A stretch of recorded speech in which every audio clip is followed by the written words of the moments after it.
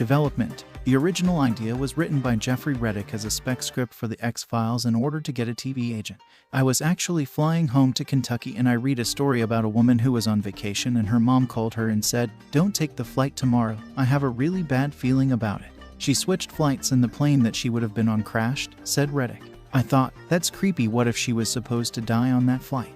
Building on his idea, Reddick wrote a script and got an agent, but instead of submitting the script to The X-Files, he acted on the suggestion of a colleague at New Line Cinema to write it as a feature film.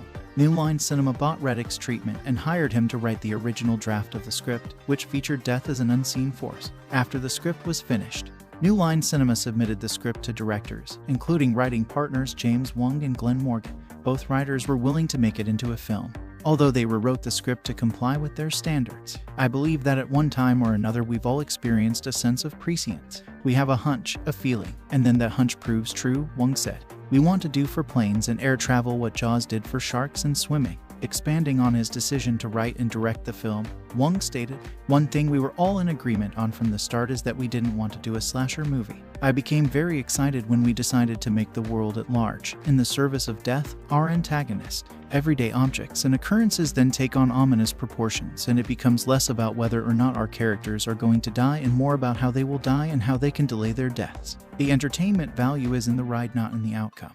And by placing the premise of the film on the inevitability of death, we play a certain philosophical note." Morgan said, "The main thing they wanted about death coming to get people is that you never saw a kind of a Michael Myers figure. You never saw a killer.